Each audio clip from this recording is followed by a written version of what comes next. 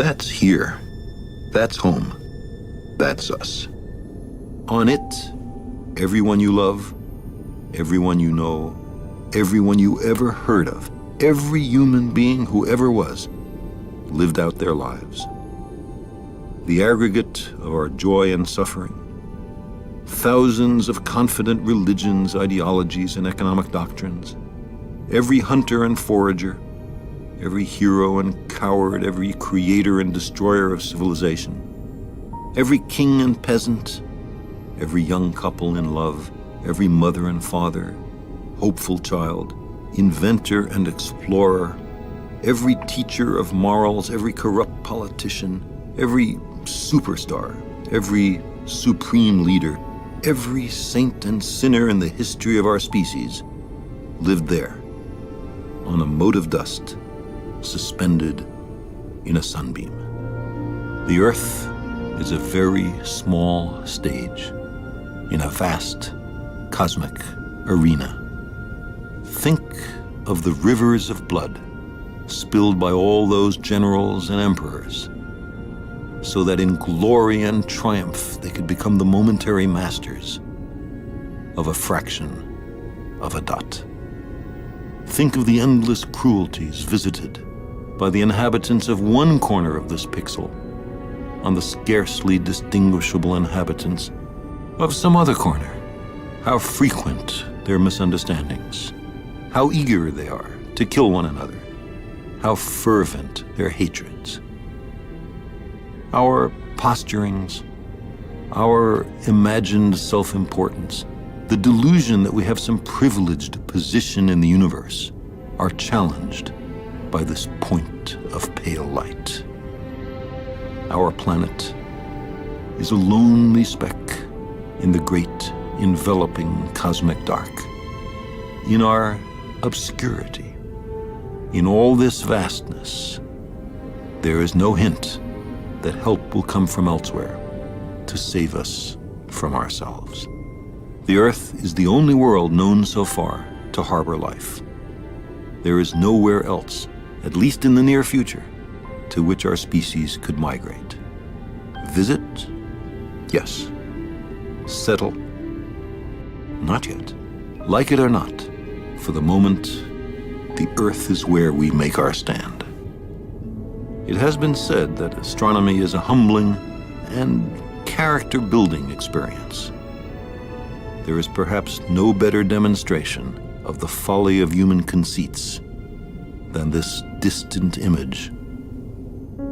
To me, it underscores our responsibility to deal more kindly with one another and to preserve and cherish the pale blue dot, the only home we've ever known.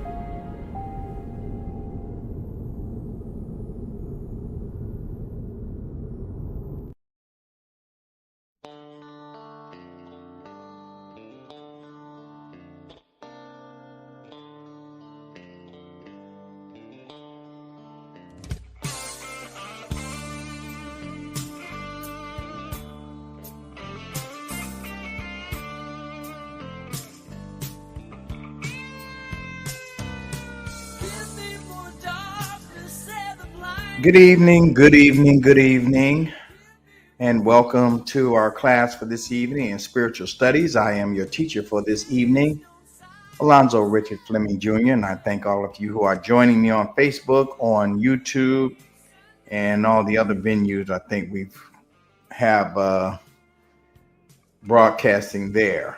This evening, what I want to do is continue with our series that we were doing on the 8 dynamics of life, and we were on the second dynamic, and the second dynamic has to do with the family and with offspring and with family structure. And brothers and sisters, this is so important because the world that we know as we know it, the hands are changing. The hands are changing. The world is changing hands. A new evolved mind is taking over. And what appears to be chaos is really just a changing of the guards. And so in doing that, there are certain things that have to be in place to actually go into this new world order that we are going into, whether one likes it or not. And so the chaos that we see around the planet is merely the upheaval of the old institutions that no longer serve humanity, and the removal of those foundations and the input of a new world order. For example, that war you see going on in the Middle East, that war is going to spread. You simply cannot take from others and expect to be permanently fixed. It has to change. And that war in the Middle East is going to spread, as it is already doing. It's going to engulf the entire planet, and we will see the end of a world order. So today, we're going to deal with the family dynamic, and I want to put two questions on the table regarding the family structure that will be necessary as we move from the disintegrated order into a more evolved humanity, or evolved human family. Let me just put it that way. So I want to lay on the table, as I go through this, a couple of questions, and you can go in the chat room and you can basically, if you want to get involved with it, you can get involved with the lesson. I want to put two questions on the table to start off. What is family? And the second question is similar. What is a family? The only difference being in the two questions is what is a family? The second one is the definite article of family. So what is family? What constitutes family? And what is a family? Let me read to you, just for foundation, a definition that I think works for us on the second dynamic as family. And then I'm going to go into it more, and you're going to be pleasantly surprised at what actually is family and what the power that a family has, So the second dynamic, or the family dynamic, or the dynamic of future generations, is the urge you want to exist as a future. And this dynamic, it has two divisions.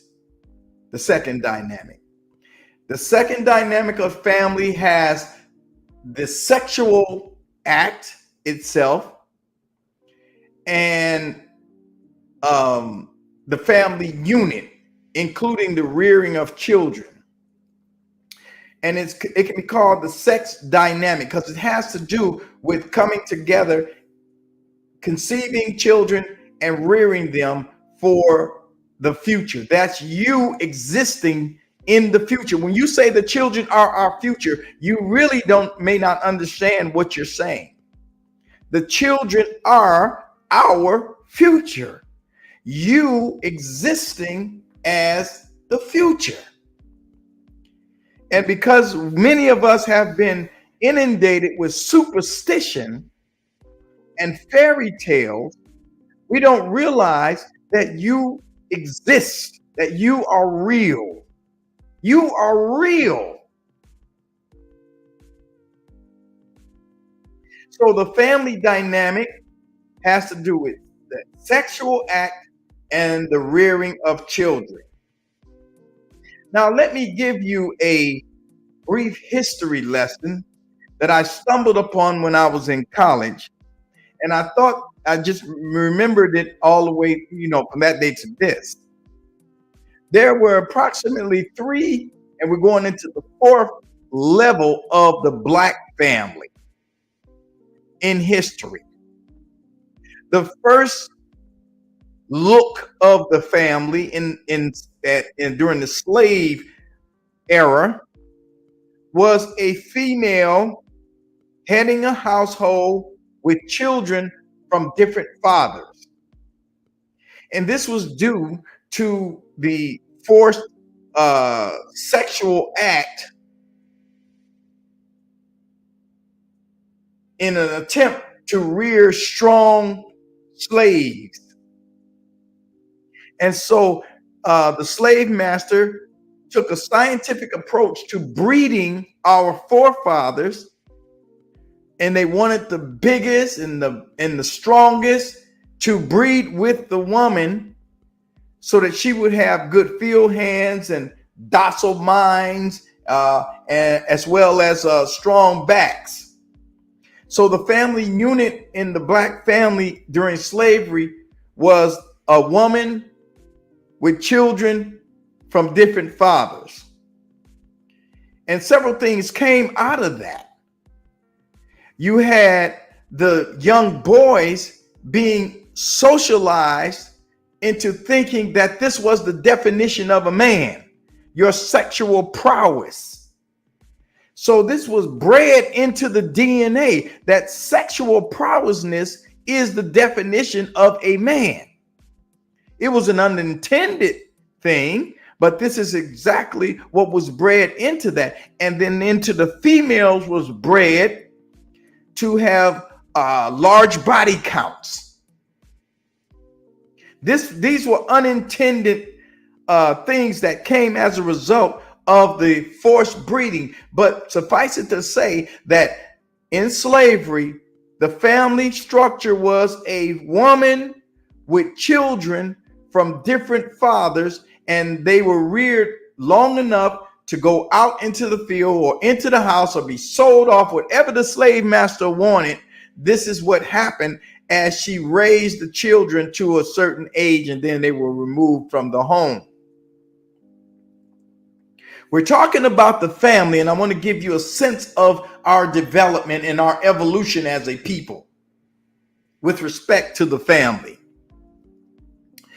After slavery, I found in my research one of the first things that occurred was that our forefathers began to try to put families back together. It was a natural thing. They were segregated and oppressed, but they went about, and because they had all the skills, they were able to build towns even during the segregated state. The white folk didn't want to have anything to do with them, or very little, and there were a few that was helping, but generally speaking, they were off to themselves. But they had all of the skills, because remember, they had gone through centuries of building and learning and surveying, so they had the skills in their hands. But when they were freed from slavery, one of the first things they did was try to put their families back together. So at first you had blended families. This man would go find his children or even his wife, as it were, and she may have had other children, and so she would find her other children, and they would put together a blended family. So it would be a mother, a father, and children with different parents. It was blended. And this occurred naturally after slavery. No one needed to tell them that. This is what occurred naturally after slavery. And as time went on and generations went on, you started to see the development, the natural development of the Black family with mother, father, and children from the same parents, with the same parents. This was the third evolutionary step. We were still segregated, but you noticed that the family structure became mother, father, children with the same parents. That developed out of that blended family model. And then integration came. And as we began to integrate into the larger society, we started to notice as a result of certain policies and certain orientation towards integration, our families began to break down. And women were allowed to have welfare and food stamps and things of that nature, but they couldn't have men in the home. And so this served to break the family down. And so here we are today, and it's even a broader, looking just like slavery, except an added dimension has been added to it. It is women with children from different fathers and men with children having different mothers. They're dropping off children everywhere. And it turns out that the women, a lot of our sisters are sharing the same man, the same set of men. And this is an interesting statistic, that it's a very small number of men getting a very large number of women pregnant and having babies, which is why you see women in 2024 with children having different fathers and fathers having multiple children with different women.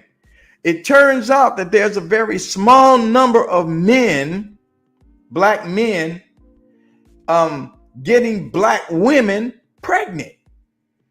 They're the ones having the babies. But the added dimension on there is now black fathers are now being single fathers. It's just added on there. It's added to this whole dimension.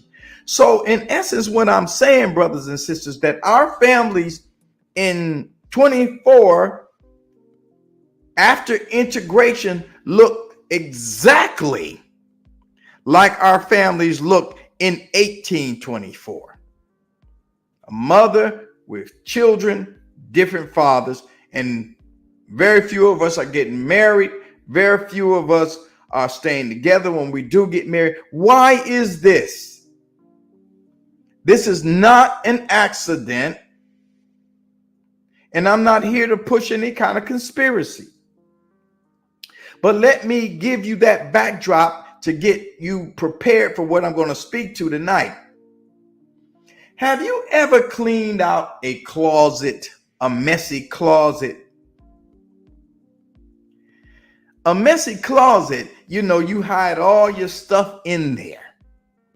And a messy closet is really a closet that's in disorder. It's really in disorder, but it's hidden. Everything is hidden inside the closet, so no one can see what's really in the closet. But the person who knows what's in there or have an idea what's in there, they know that the closet really is in disorder. It's just hidden. There are clothes everywhere. It's hard to find what you want to wear the next day. And then many times there's frustration trying to get yourself together for whatever your day is going to bring you. But a messy closet gives the illusion of order, because the room it looks all orderly, but if you open that closet door, everything is going to fall out of that closet and there's all kind of stuff in there. And so the person who the closet belonged to may look at the closet, looking in the closet, and they know what's in there, and they say to themselves, I got to clean this closet out. They know it's a mess, but fear keeps them from looking into the closet. Fear keeps them from actually approaching the job. But when you look into the closet, the obviousness of the mess is glaring that's in the closet. And so to clean a messy closet, it first requires exposure exposing the mess. In other words, exposing the disorder, hiding itself as order. And when you clean the closet out, you first have to pull things out. You have to expose the disorder. And it looks and appears like you're the one that's causing disorder because you're pulling everything out of the closet. You're throwing away that which you don't need, and you put hanging up the things that you do need. You put the shoes in order, the shirts in order, however your closet is organized. It appears at first when you begin to put a closet in order that you're the one causing disorder. That's how it looks in the beginning when you are cleaning out a closet or putting a closet in order. But if you keep engaged in throwing away the things that you don't need, if you stay engaged with lining up the shoes, soon order will emerge as you hang the shirts up. You will start seeing order emerge in that closet, which was hiding the disorder. Stay with me. I'm going somewhere here. So as I said, fear is the only thing that keeps us from dealing with the disorderly situation, and we will hide that disorder in the closet, put it away, and try not to look at it, but it rears its head often. But we try to keep the door closed so we don't have to look at the disorder that we know exists. But when you do, order must emerge. And it's a scary thing to bring out and let the disorder be seen. It's a scary thing, but there is a science and there's a technology to bringing order to any situation. Let me read something to you on that very point. Listen to this. On bringing order, when you start to introduce order into anything, disorder shows up and blows off. Therefore, efforts to bring order in the society or any part of it will be productive of disorder for a short while every time. When you try to bring order into a society, into a family, into a situation, the first thing you're going to notice is disorder. The trick is to keep on bringing order, keep doing the things towards order, and soon the disorder is gone and you will have orderly activity remaining. But if you hate disorder, in other words, you hate it and you withdraw from the disorder and fight disorder only, meaning that if you only recognize this is out of order, this is out of order, you just keep saying this is out of order, this ain't right, this is not going, you're only recognizing disorder. You're not bringing order to the situation. So if you fight disorder only, and don't ever try to bring order to anything, for the resulting disorder will drive you mad. Only if you can ignore disorder and can understand this principle can you have a working world, a working family, a working society.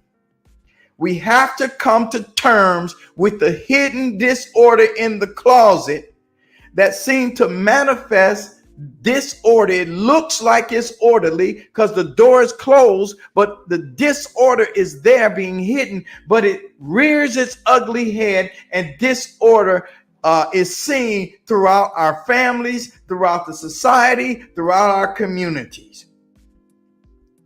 So you have to face the disorder. And when you face the disorder, you see the disorder, and it can be somewhat frightening.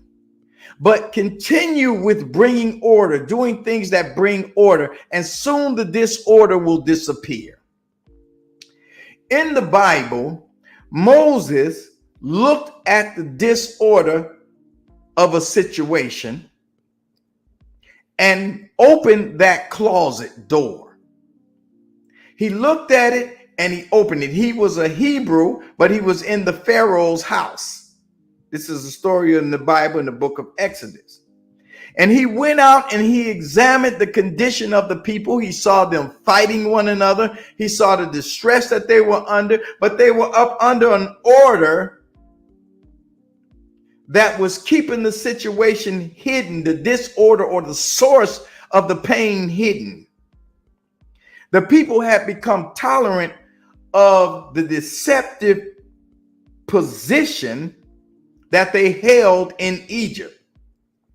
The Egyptians could kill them at will. They could exploit them at will. They played them like political pawns. The Egyptians were able to really maneuver them around because they just was trying to get order, but they wouldn't face the disorder. So they kept on participating in trying to get the Egyptian way of thinking to make sense for them and bring order to their pain and their suffering. So the Egyptian order was the Hebrews' disorder. The way the Egyptian society was ordered was the disorder hidden to the Hebrews. Let me read from the Bible in Exodus. I'm going to read Exodus chapter 5, and I'm going to read several verses here that kind of give you a sense of what was going on. I'm going to read Exodus chapter 5, and I'm going to start at verse 5. We're talking about the Egyptians' order of civilization. And we're saying that it was the disorder to the Hebrews or the slaves or the ones who had been held. They had integrated into Egyptian society. But listen to this. Verse 5. And Pharaoh said, behold, the people of the land now are many, and you make them rest from their burdens. Because Moses had come along and started talking about. So this was starting to bring, or the chaos was appearing in the Egyptian society as a result of the Hebrews started having a different conversation.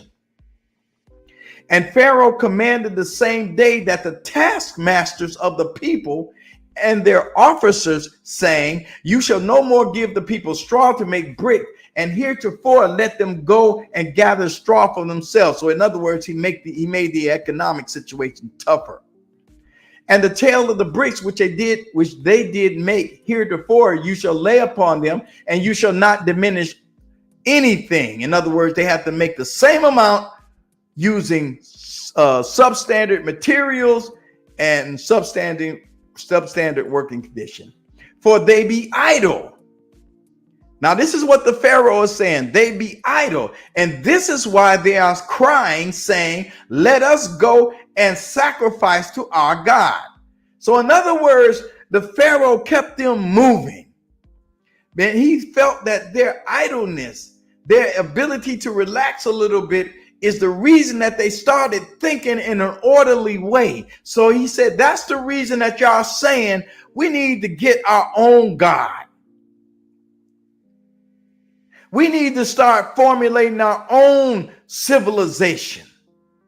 He said, let therefore more work be laid upon the men, that they may labor therein, and let them not regard vain words. And the taskmasters of the people went out and their officers, and they spoke to the people, saying, thus said Pharaoh, I will not give you straw. Go you and gather straw where you can find it, and still do your work, the same amount of work. So the people were scattered abroad throughout all the land of Egypt to gather stubble instead of straw. And the taskmasters hastened them, saying, fulfill your work. In other words, keep them busy, keep them pressured.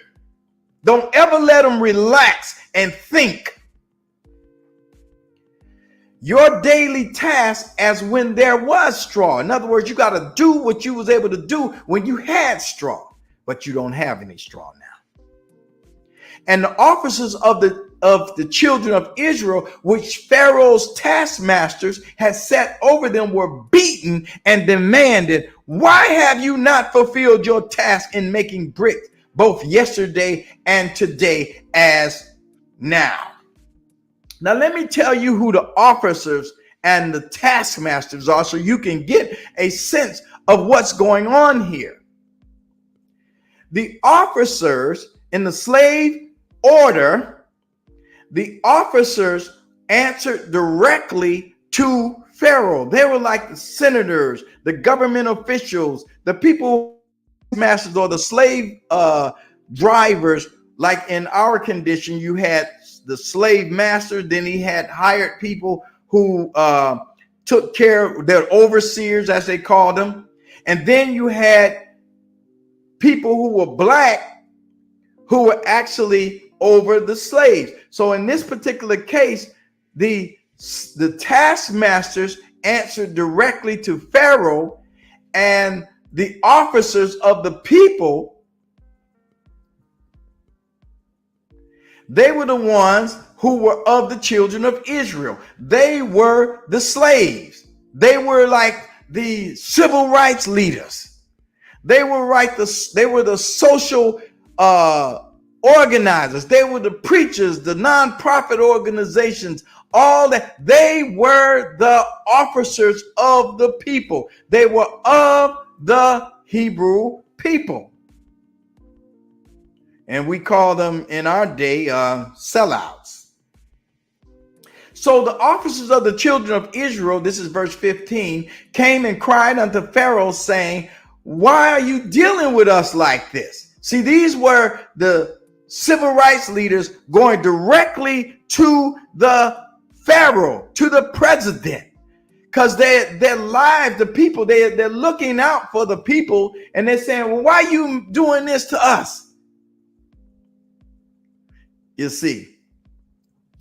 And so the officers of the children of Israel came to Pharaoh and cried to Pharaoh, saying, "Why are you dealing with us like this? And there's no straw given to your servants. And they say to us, make brick. And behold, your servants are beaten, but the fault is your own people." So the Pharaoh got the children of Israel, the civil rights leader, into his palace and started beating them and sending them back out and talking to the people. Now, the people don't know this is what's going on. The people are deluded into thinking that the civil rights leaders, I'm just using these phrases, are representing them. But in reality, they represent the Pharaoh to the people. And it looks like you have an order, but disorder and chaos is reigning among the slaves, in spite of them having representatives to the Pharaoh. And so the Pharaoh says, "You are idle. You are idle. That's why you say, let us go and do sacrifice to the Lord. Go therefore now and work, for there shall be no straw given to you, and you shall deliver more bricks." And the officers of the children of Israel did see that they were in evil case after it was said, "You shall not diminish one brick from your task." And so the civil rights leaders went and met with Moses and Aaron, who was telling the people, "Look, it's time for us to book up out of here. It's time for us to do something different." They didn't want to go. They had a position in the society of disorder. The preachers and the civil rights leaders and all of them had positions. And so their interests were not the same interests. They had it beneath, but in reality, they didn't believe it. So they said, "Look, Moses, you're going to have to get together, because now we catching hell." And so again, they said that they abhorred in the eyes of Moses. So Moses returned unto the Lord and said, "Why have you done this evil to this people? We already messed up. For since I came to Pharaoh," now listen, we're talking about order and disorder here. Moses now is talking to God. And he says to God, he's reasoning with him. He's saying, for since I came to Pharaoh to speak in your name, he has done evil to this people, neither have you delivered the people. You see that? So Moses is telling God, look, I started talking and things have gotten worse. So this is the situation where disorder is being brought to the surface. The door of the closet has been opened and disorder is coming in. And Moses, now not knowing what the process is going to God. And so God gives them orders. He said, now he gives them directions and instructions. And so Moses, now he tells Moses, okay, this is what you got to do. And the first thing he did was tell them, because of the death that the Egyptians, oh, y'all don't like this, are exacting on you, they have to experience that themselves. And this is all disorder being revealed. But you keep going and order is going to come out of it. It is not a situation where I'm pissed off, God pissed off, even though it sounds like it's saying that. It's a situation where the Egyptians have done to the Hebrews in such a way that what they have done is coming back for them to experience. So the knowledgeable God begins to set the Hebrew slaves in order. He's now working order with them. He's saying, we need for you to prepare. Because some of y'all don't want to leave. And when I say leave, I'm saying leave in that thinking. You want to stay in Egypt. And he's not dealing with individuals as such. He's dealing with individuals as a nation of people. And this is what you have to understand. See, they like to jibby jab us and tell them, they like to break this stuff down to where it's you and you and you. No, this is about a society. This is a whole structure, because how can you function in a rotten society? How can you function when everything is upside down? The environment has to be addressed. The environment has to be addressed. So the condition of the family of this story is the same condition that we find ourselves in at this day. We're integrated, we're destroyed, we're all over the place. We have no kind of order because we're afraid to open that closet door and allow that disorder to fall out of that closet so things can be put back in order. So God begins to tell Moses to do just that. So the first thing he did was tell him to set the families down. The families had to go sit down and they had to eat together. There's a lot of symbolism in that. And this blood that they had to put on the doorpost was symbolic of death being outside. See, because death outside the body is blood outside the body symbolizes death. Blood inside the body symbolizes life. They were inside the house. The blood was on the outside, and they were eating together as a family. This is all hidden stuff for this day. It has been hidden for this day. So God is about family first. And I ask you a question: what is family? And what is a family? It is not about the individual walking isolated from his brother and his fellow man. A family is a structure, and it encompasses all things. And you don't believe it? Let me help you out here. I'm going to read how Jesus saw the family. So in the book of Matthew chapter 16, Jesus is dealing with his disciples.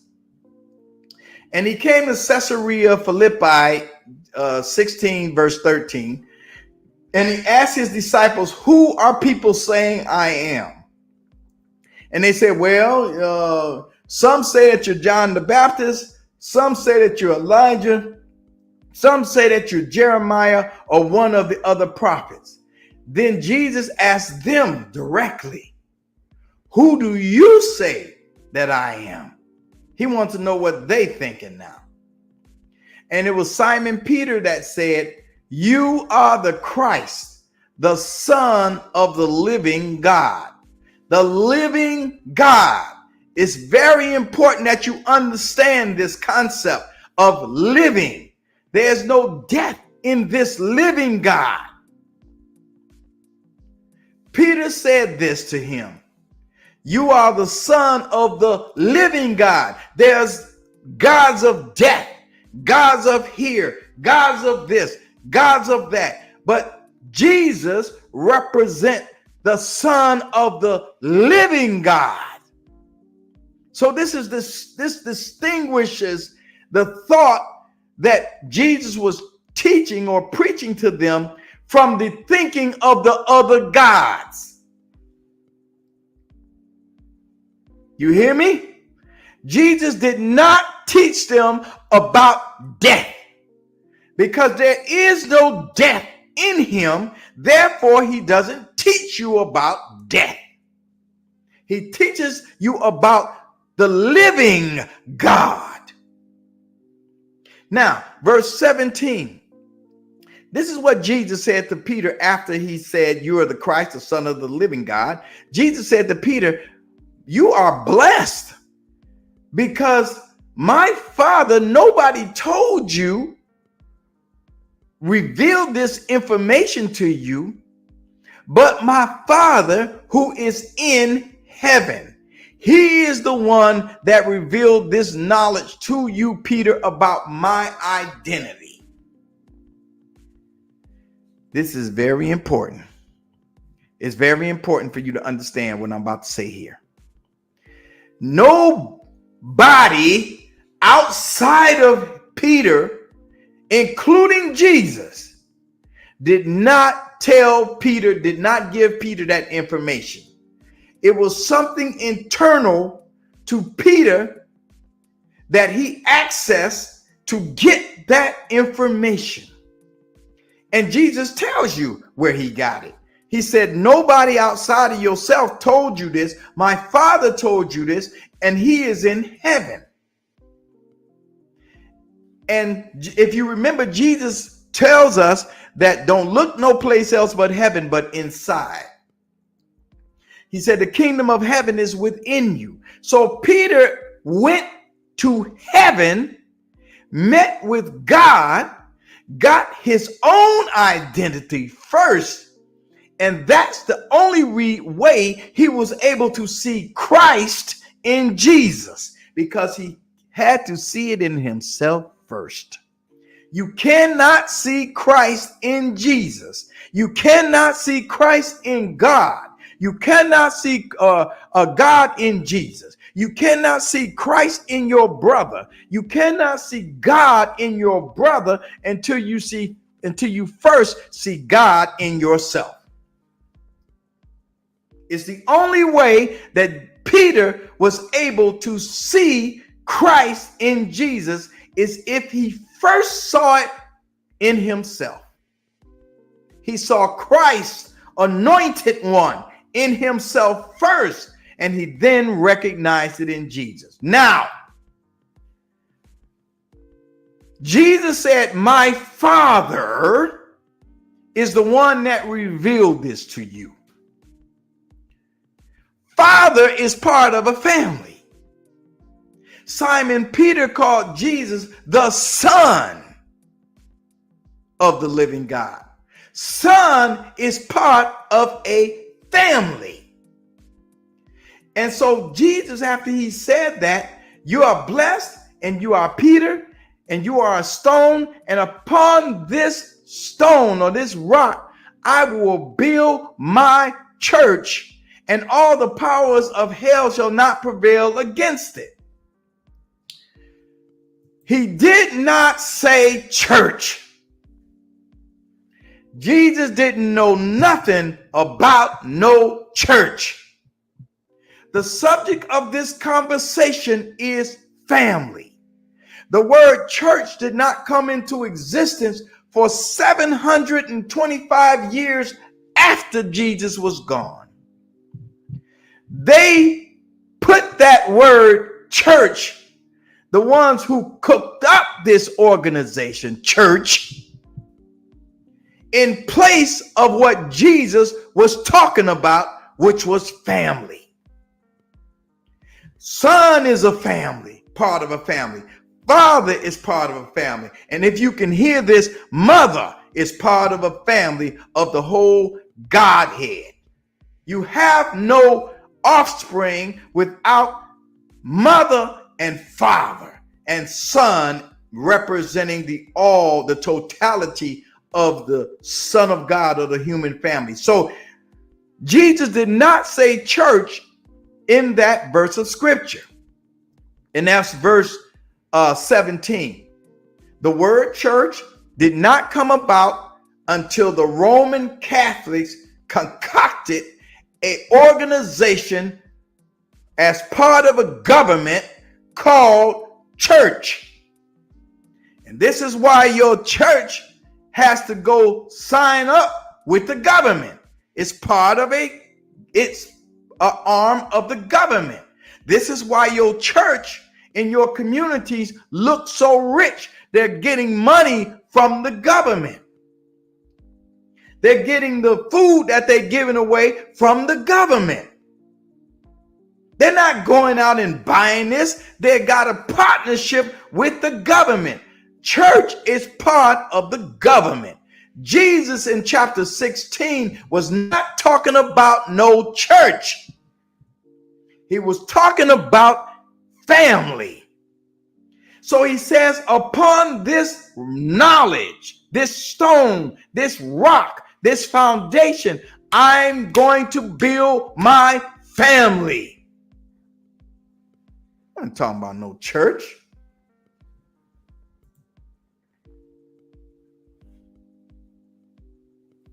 Jesus wasn't talking about no church. Jesus was about family. On the Sermon of the Mount in Matthew chapter 16, he talks about, be ye holy even as your Father which is in heaven is holy. Father, be like your Father. Let this mind be in you, as it also was in Christ Jesus. Let this mind be in Christ you, as it was in Christ Jesus. Jesus was not about no family or church. Jesus was about family. And that is the bottom line of that. Now, so the second dynamic of existence is the family. And I put two questions to you. What is the family? And what is a family? Or what is family? Well, family, when I say what is family, we're talking about the whole dynamic of family. But in the third dynamic or the fourth dynamic, you will see that it's more defined when we talk about the dynamic of humanity. That's the human family. And you cannot get to God, brothers and sisters. I got to say this every time. You can't exist as infinite until you learn how to exist as yourself, as your family. How you gonna love God who you can't see? And the only reason you can't see him is because you have not developed to that level, because we got it upside down. We got the eighth dynamic, which is existing as God, before the first dynamic, which is existing as self. You have to be at one with yourself before you can then move on to the second and exist as family. And as you move on, you can exist as infinity or exist as one with God.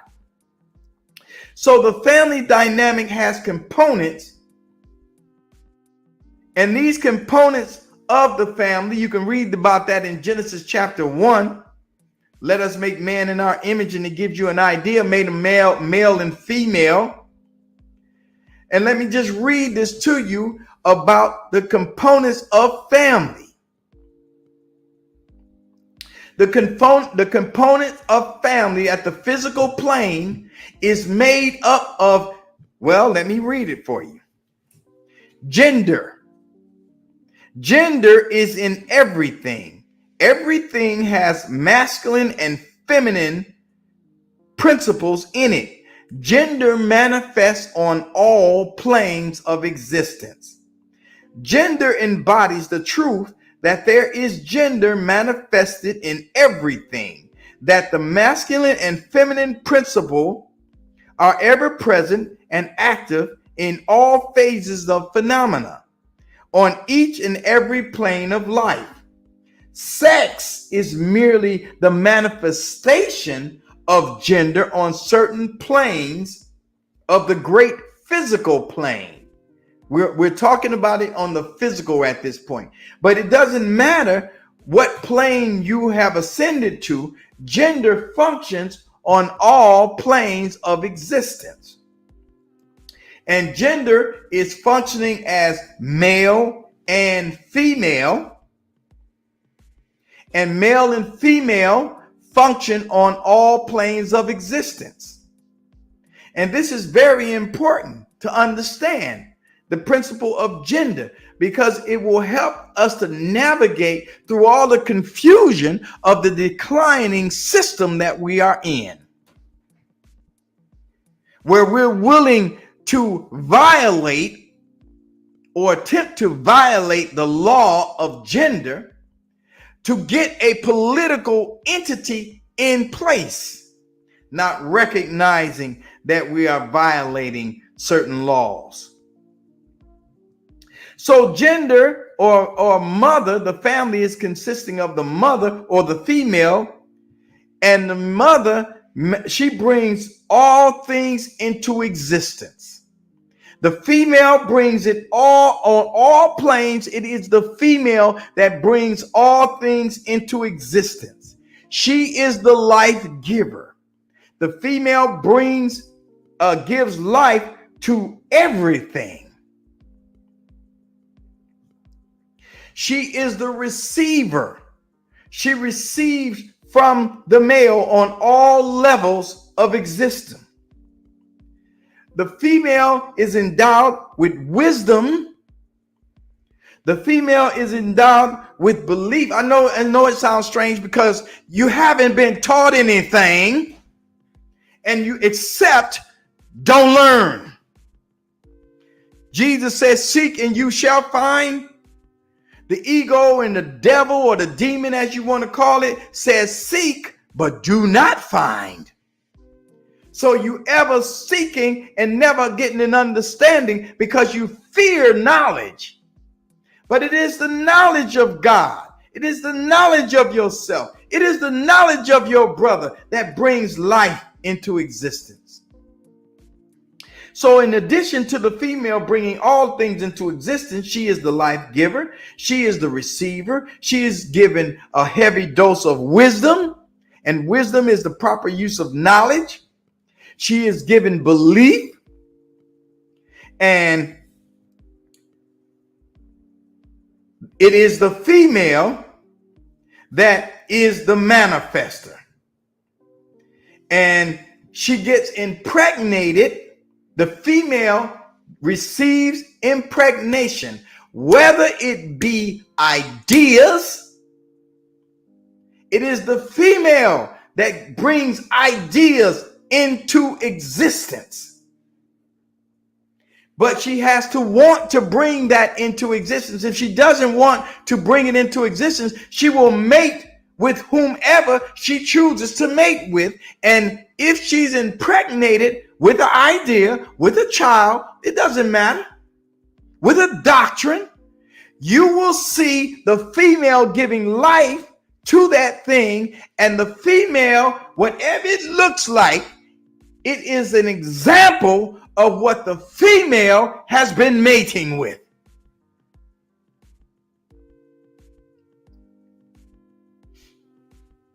It is an example. It is an indication what the female has been mating with. Your society is the example of what the female, be it through force, manipulation, or willingness, has mated with.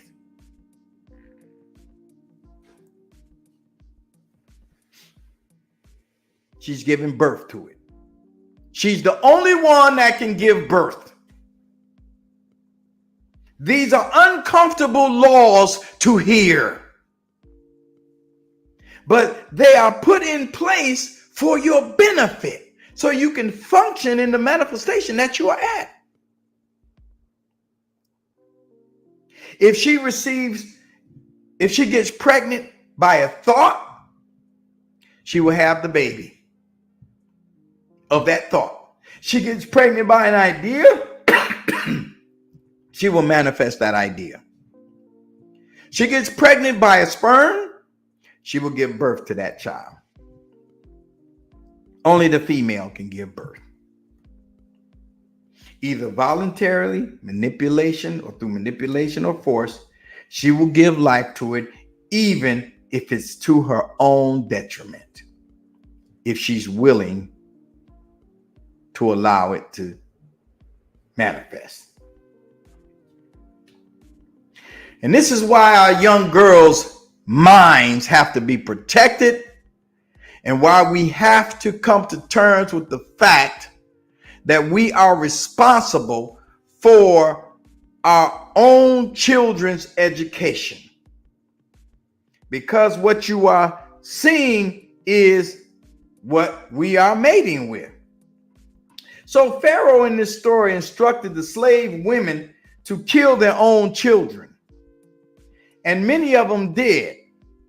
Okay, but it wasn't enough to destroy the children, the males in particular. Many of the slave women did kill their children, but there were many more who didn't do it. And so when Pharaoh realized that that wasn't the case, and he saw that the population kept on growing, then he started talking to his own people and telling his own people to start killing off the males, because the women they had stopped killing their own children.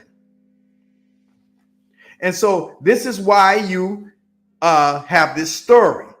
And so going to the father, remember, she told the female to kill. Didn't tell the males. He told the female to kill off her own children. And so as part of the family, you have the father, male, masculine. And the father, or the male, is endowed with knowledge, and knowledge mates with wisdom. And when knowledge and wisdom come together, you have love, and love creates.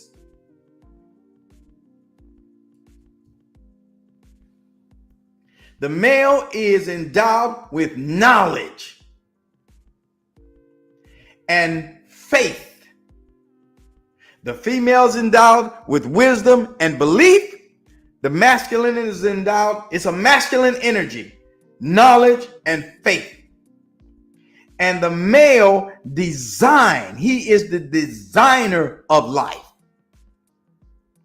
And so the male seeks out, when he is well made, seeks out a female who is well made with wisdom, belief, and he can mate with her.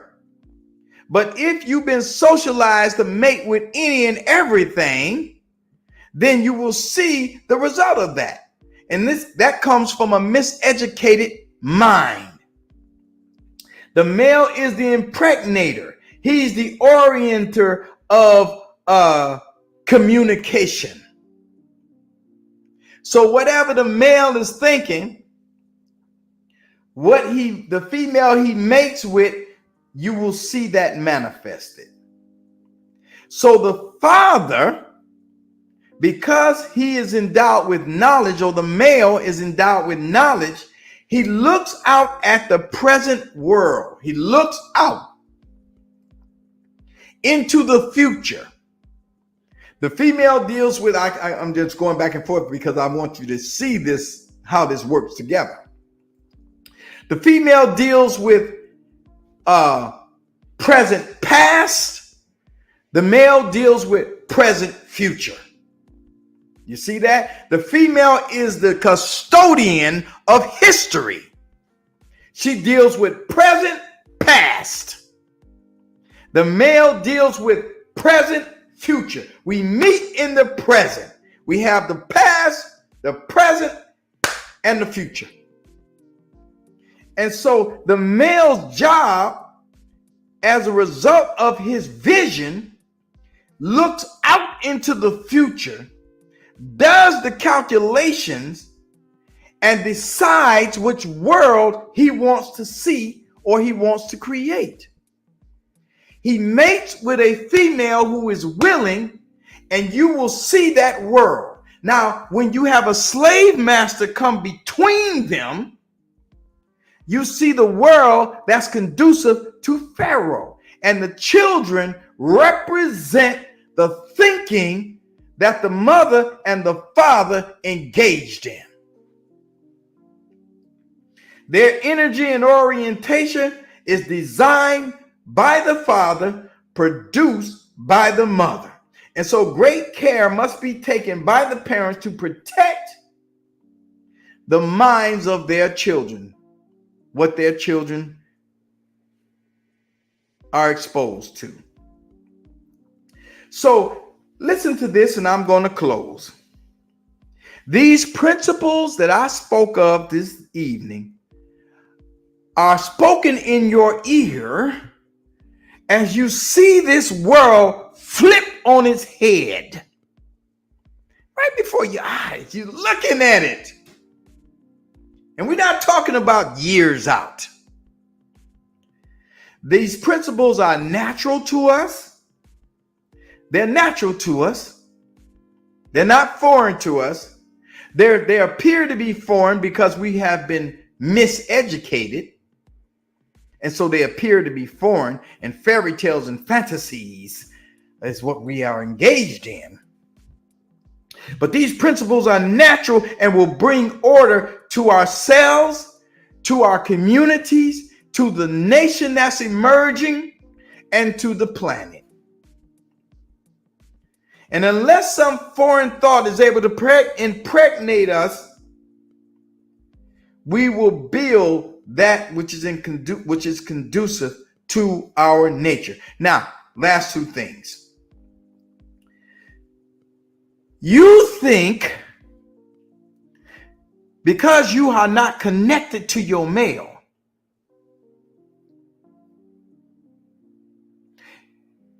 you think you rely on fantasies for your future.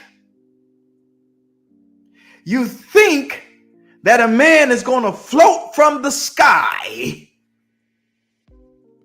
and turn you into a spirit,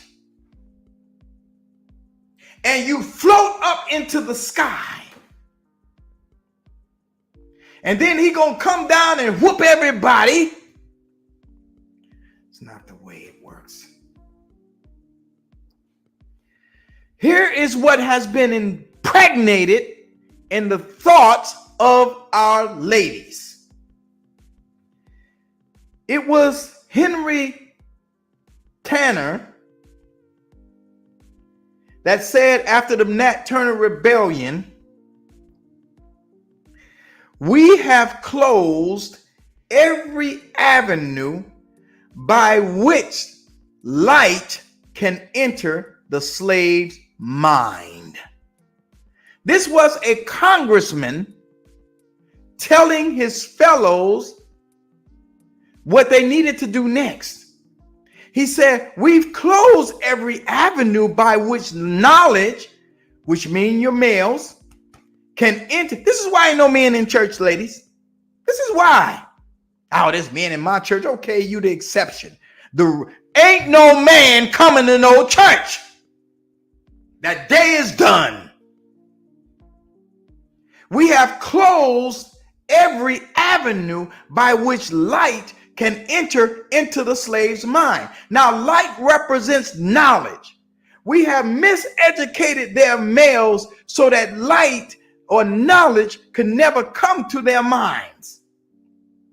If we can just figure out, this is what he's saying, if we can just figure out how to disable the apparatus for receiving light, then we will be safe. This is an American congressman saying this. We've already blinded them. We've shut off the avenues so that light can't get in, but still some light is coming in. And this is why we had Nat Turner, because he learned how to read and he came with the sword. So we got to figure out a way to shut off the ability so that light can actually come to them. And because the apparatus of receiving light has been shut down, they no longer have the ability to see the light. And that, my sisters, is the very definition of blindness. So this is what this congressman said. Another one, Willie Lynch, said that the mind has a tendency to reorient itself if it can but touch some historical, real basis. He says if it can touch something historical and real, then the mind would automatically reorient itself back to sanity. And so you don't believe this, but you cannot explain the chaos among us. You cannot explain why everybody is getting everything, but yet we still are left far behind, and we're the ones that's doing all the marching, the praying, the doing this, the hooping and hollering, the voting, and yet we lag far behind. You don't know that there are those who think,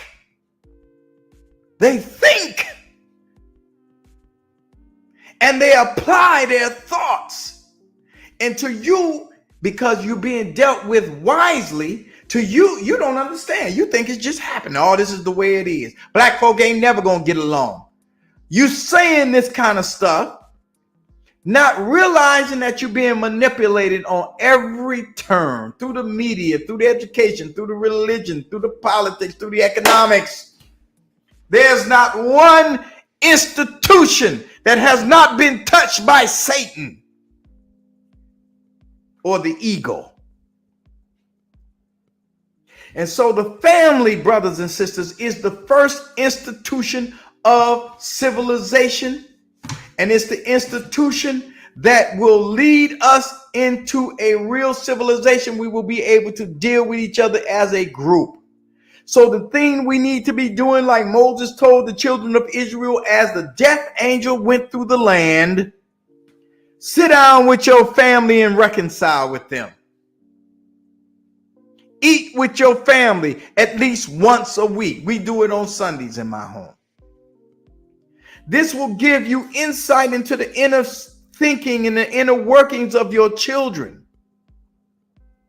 This is not a plaything. We are in a moment of great upheaval. And there are things that you are about to see coming down the pike in this country that you're not going to believe. I'm Dr. Fleming, and I am out of here for the day.